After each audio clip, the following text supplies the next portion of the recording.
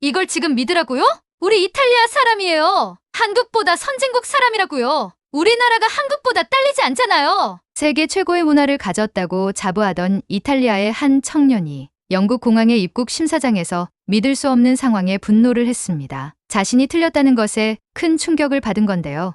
그의 충격은 여기서 끝나지 않았습니다. 이후 한국에 방문했을 때도 말도 안 나오는 풍경에 그만 입을 다물고 말았는데요. 도대체 무엇이 그토록 자랑스러운 유럽인을 흔들어 놓았을까요? 코리아 파워 시작합니다. 구독과 좋아요, 알람 설정은 더 많은 감동을 전하는 힘이 됩니다. 안녕하세요. 제 이름은 안토니오이고 이탈리아 밀라노에서 태어나고 자랐어요. 저는 막 이탈리아 최고의 학교 중 하나인 밀라노 대학교를 졸업했었습니다. 제 부모님은 정말 자랑스러워 하셨죠. 안토니오, 너는 런던에서 모두에게 이탈리아의 진정한 우수함이 무엇인지 보여줄 거야. 어머니께서 제 가방을 싸는 것을 도와주시면서 말씀하셨어요. 어머니의 눈은 자부심으로 빛나고 있었습니다. 저는 자신 있게 고개를 끄덕였어요. 물론 그럴 거라고 생각했죠. 저는 런던 비즈니스 스쿨 MBA 과정에 합격했었거든요. 이탈리아인들이 유럽에서 최고 중 하나라는 것을 증명할 기회였습니다. 자라면서 부모님은 항상 이탈리아가 유럽 문화와 역사의 중심이라고 말씀하셨어요. 기억해,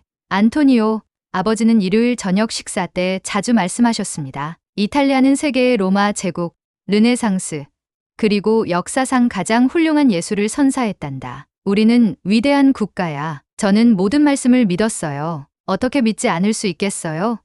증거는 제 주변 어디에나 있었으니까요. 밀라노 대성당의 아름다운 건축물, 우리가 먹는 맛있는 음식, 도시 거리를 채우는 우아한 패션에서요. 저는 이탈리아인이라는 것이 자랑스러웠습니다. 그건 제 정체성의 일부였어요. 제 꿈은 단순했어요. 세계 무대에서 이탈리아의 영광을 가져다 줄 성공적인 비즈니스맨이 되는 것이었습니다. 저는 제 자신을 유럽 비즈니스의 미래 리더, 중요한 결정을 내리고 모두에게 존경받을 사람으로 상상했어요. 런던으로의 여정을 준비하면서 저는 오직 설렘만 느꼈습니다. 이것은 제가 정상에 오르는 시작일 뿐이었어요. 저는 이탈리아 여권, 훌륭한 교육, 그리고 자신감을 가지고 있었습니다. 더 필요한 게 뭐가 있었을까요? 도착하면 전화할 거지. 그렇지? 공항으로 가는 동안 아버지가 물으셨어요. 아버지는 평범하게 들리려고 노력하셨지만 저는 그분의 목소리에서 감정을 느낄 수 있었습니다. 물론이죠.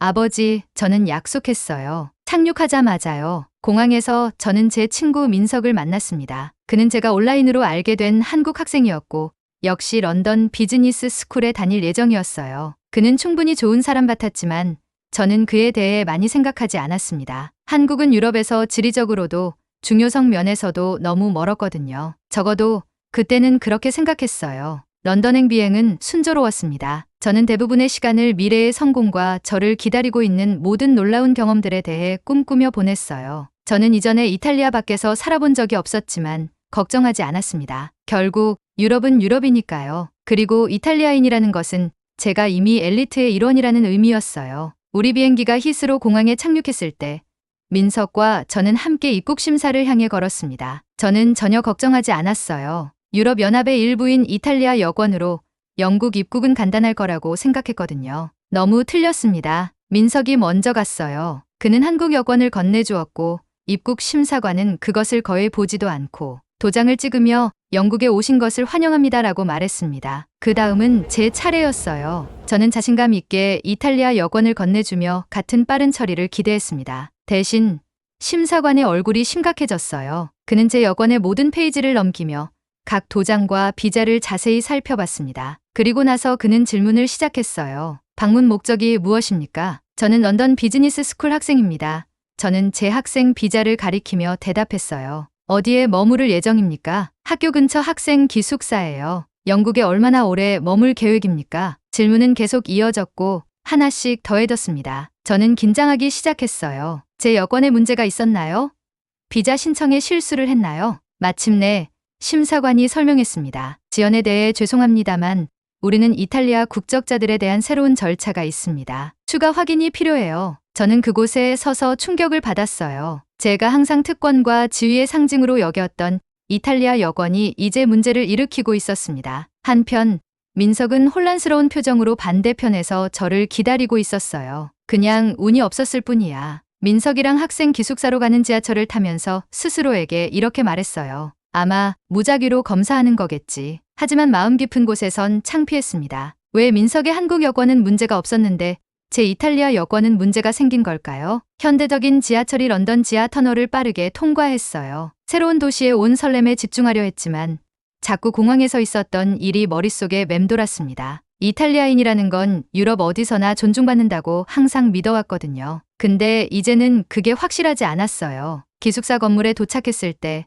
민석이 얼마나 쉽게 적응하는지 보고 놀랐습니다. 제가 전자키 시스템을 어려워하는 동안 그는 즉시 사용법을 알아냈어요. 심지어 제 방 와이파이 연결까지 도와줬습니다. 서울에서는 이런 시스템 정말 많이 써요. 민석이 친근한 미소로 설명했어요. 저는 그냥 고개만 끄덕였습니다. 제가 이걸 어렵게 느낀다는 걸 인정하고 싶지 않았거든요. 수업 첫 주 동안 우리 사이의 차이점을 계속 발견하게 됐어요. 국제 비즈니스 수업에서 교수님이 세계적인 시장 선두 기업에 대해 물었습니다. 저는 페라리나 구찌 같은 유명한 이탈리아 회사들을 이야기할 준비를 했어요. 하지만 모두가 삼성, 현대, LG 같은 회사들에 대해 이야기했습니다. 전부 한국 기업이었어요. 한국은 세계에서 가장 혁신적인 경제 중 하나가 되었습니다. 교수님이 말씀하셨어요. 한국의 기술 기업들이 세계적인 표준을 만들어가고 있죠. 교실을 둘러보니 학생들이 동의하며 고개를 끄덕이고 있었습니다. 아무도 이탈리아 기업에 대해선 언급하지 않았어요. 마치 세계적인 대화에서 이탈리아 기업들은 중요하지 않은 것 같았습니다. 그날 밤 잠이 오지 않았어요. 노트북을 열고 조사를 시작했습니다. 그 숫자들이 저를 놀라게 했어요. 한국 경제는 이탈리아보다 훨씬 빠르게 성장하고 있었거든요. 한국 기업들은 기술, 자동차, 전자제품 분야에서 선두를 달리고 있었습니다. 이탈리아 기업들은 주로 럭셔리 아이템과 음식으로 알려져 있었어요. 좋은 것들이지만 세상을 바꾸는 혁신은 아니었죠. 부모님께 전화하려고 했지만 그만뒀습니다. 뭐라고 말할 수 있을까요? 이탈리아의 중요성에 대해 부모님이 가르쳐 주신 모든 것이 완전히 사실이 아닐 수도 있다고요. 아직 그런 대화를 나눌 준비가 안 됐어요. 다음날 아침 민석이 그의 스터디 그룹에 저를 초대했습니다. 처음엔 망설였어요. 다른 유럽 학생들과 함께 공부하려고 계획했거든요. 하지만 호기심이 이겨서 동의했습니다. 스터디 그룹에는 일본, 싱가포르, 한국 학생들이 있었어요. 그들은 빠르게 이야기했고 글로벌 비즈니스 트렌드에 대해 정말 많이 알고 있었습니다. 인공지능, 블록체인, 신흥시장에 관한 그들의 대화를 따라가기 어려웠어요. 제 이탈리아 교육에서는 이런 주제들에 그다지 초점을 맞추지 않았거든요. 안토니오, 어떻게 생각해요? 디지털 결제 시스템에 대해 논의할 때 누군가 물었습니다. 이탈리아에서는 아직도 현금을 많이 써요. 솔직히 인정했어요. 이런 디지털 시스템들은 그렇게 흔하지 않아요. 그들은 놀란 표정이었고 저는 창피함에 얼굴이 뜨거워지는 걸 느꼈습니다. 그들에게 현금은 구식처럼 보였어요. 제가 항상 현대적이고 선진적이라고 생각했던 이탈리아가 실제로는 몇몇 중요한 측면에서 뒤처지고 있을지도 모른다는 걸 깨달았습니다. 어느 날 수업 후 민석이 가족과 영상통화하는 걸 보게 됐어요. 서울에 있는 그들의 집은 매우 현대적이었습니다. 세련된 가구와 곳곳에 첨단 기술이 있어 보였어요. 제가 아시아 국가들에 대해 가지고 있던 이미지와 전혀 맞지 않았습니다. 몇 주가 지나고 제 믿음이 더 무너지기 시작했어요. 국제 비즈니스 윤리에 관한 수업 발표에서 민석은 삼성을 대표했고 저는 페라리에 대해 발표하기로 했습니다. 그의 발표는 삼성이 어떻게 전 세계 수십억 명의 사람들에게 기술을 접근 가능하게 만들면서 동시에 환경 지속 가능성에 투자하고 있는지 보여줬어요. 제 차례가 되었을 때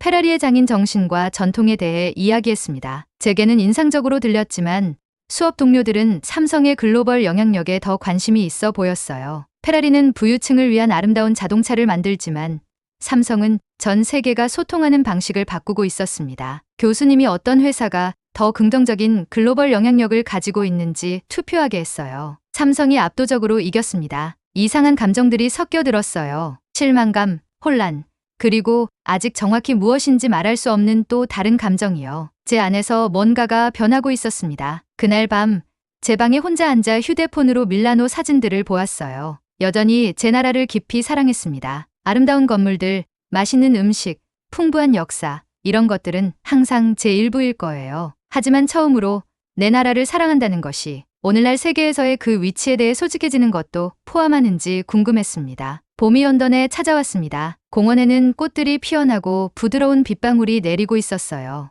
봄방학 동안 민석이 저를 파리 여행에 초대했습니다. 몇몇 친구들도 함께 간다고 했어요. 저는 바로 수락했습니다. 파리는 저에게 마치 두 번째 고향 같았거든요. 이탈리아 문화가 인정받는 또 다른 위대한 유럽 도시였죠. 거기서는 분명 그 특별한 유럽적 연결감을 다시 느낄 수 있을 거라 생각했어요. 기차가 화창한 아침, 가르 뒤 노르역에 도착했습니다. 도시는 제가 가족 여행에서 기억하던 그대로 아름다웠어요. 작은 호텔에 체크인하고 바로 탐험하러 나갔습니다. 민석과 그의 친구들에게 제가 잘 아는 유럽 도시를 안내해 줄 생각에 신이 났어요. 루브르 박물관 근처 카페에서 점심을 먹기로 했습니다. 분주한 파리의 거리 속에서 완전히 집에 있는 느낌이 들었어요. 이곳은 제 영역이었습니다. 유럽 문화, 유럽 음식, 유럽 스타일이 있는 곳이었죠. 미소를 지으며 자리에 앉았어요. 많은 파리지앵들이 이해할 수 있는 이탈리아어로 주문할 준비를 하고 있었습니다. 하지만 제가 말을 꺼내기도 전에 웨이터가 따뜻한 미소를 지으며 우리 테이블로 다가왔어요. 그는 민석이 친구들과 이야기하는 것을 우연히 들은 모양이었습니다. 안녕하세요. 웨이터가 밝게 인사했어요. 한국어로요. 민석과 친구들은 기뻐 보였습니다. 그들은 웨이터와 한국어로 대화를 시작했어요. 웨이터는 메뉴에 추가한 한국 요리와 근처에 있는 한국인 소유의 가게들을 추천해 주었습니다. 제 차례가 되었을 때 이탈리아어로 말했어요. 웨이터는 즉시 영어로 바꾸었고 그의 미소는 친근함보다는 공손함이 묻어났습니다. 그는 효율적으로 제 주문을 받고 자리를 떠났어요. 그 사람이 내 언어를 알아봤네. 나중에 민석에게 말했습니다. 제 놀라움을 감추려고 애쓰면서요. 한국 드라마랑 케이팝이 요즘 프랑스에서 꽤 인기 있어요. 그는 담담하게 대답했어요. 그날 파리를 걸으면서 전에 놓쳤던 것들을 알아차리기 시작했습니다. 상점 쇼윈도에는 크고 화려한 간판과 함께 한국 화장품이 전시되어 있었어요. 식당들은 한국에서 영감을 받은 요리를 광고하고 있었습니다. 젊은이들은 한국 밴드 이름이 적힌 티셔츠를 입고 있었어요. 한국 문화의 영향이 곳곳에 있었습니다. 다음날 센강을 따라 걷다가 케이팝 노래에 맞춰 춤을 추는 젊은 거리 댄서들을 지나쳤어요. 많은 군중이 그들을 보려고 모여 있었습니다. 음악은 귀에 착 달라붙는 멜로디였고 댄서들은 실력이 좋았어요. 저를 제외한 모든 사람들이 그 노래를 아는 것 같았습니다. 이건 방탄소년단이에요.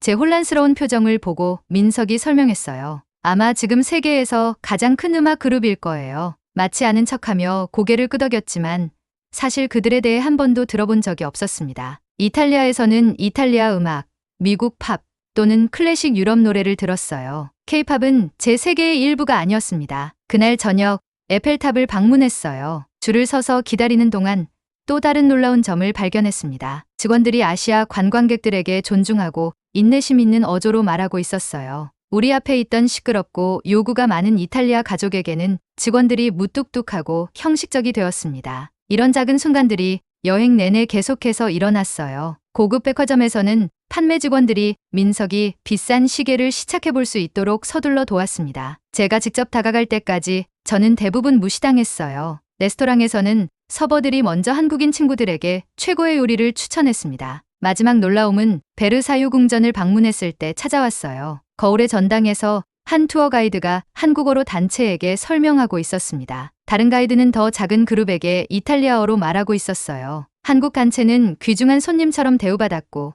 이탈리아 그룹은 더 표준적인 투어를 받았습니다. 파리에서의 마지막 밤, 호텔 방에 앉아 있을 때 민석이 제가 평소보다 조용하다는 것을 알아챘어요. 괜찮아요, 안토니오? 그가 물었습니다. 제가 느끼는 감정을 어떻게 설명해야 할지 확신이 없었어요. 어떻게 그에게 제가 제 유럽을 새로운 눈으로 바라보고 있다고 말할 수 있을까요? 한국 문화가 이제 이탈리아 문화보다 더 큰 세계적 영향력을 가질지도 모른다는 걸 깨닫고 있다고요?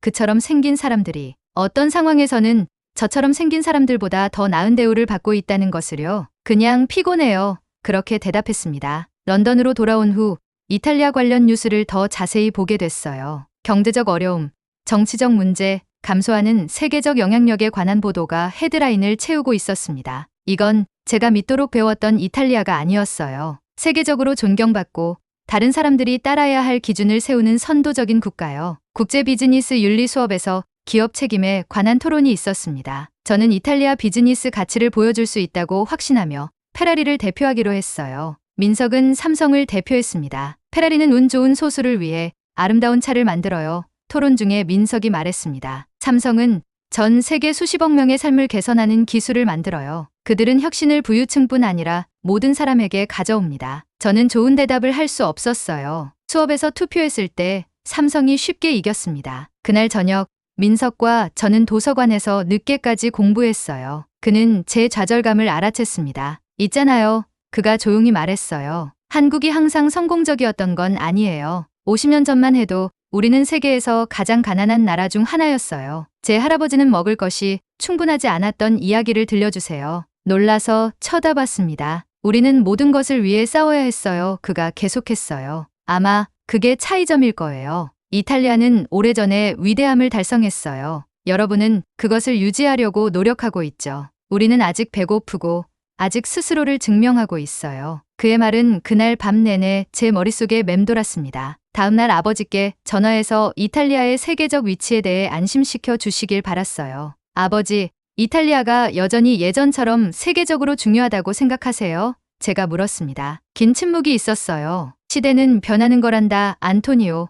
아버지가 마침내 말씀하셨습니다. 우리에겐 역사와 문화가 있어. 아무도 그것을 우리에게서 빼앗을 수 없단다. 아버지의 대답은 제가 듣고 싶었던 것이 아니었어요. 역사와 문화는 멋지지만 그것들이 일자리를 만들거나 혁신을 이끌어내는 것은 아니었습니다. 처음으로 한국과 같은 나라들이 미래를 구축하는 동안 제가 과거 속에 살고 있었던 것은 아닌지 궁금했어요. 여름이 다가오고 있을 때 민석이 전혀 예상치 못한 제안으로 저를 놀라게 했습니다. 방학 동안 저랑 같이 한국에 가보는 건 어때요?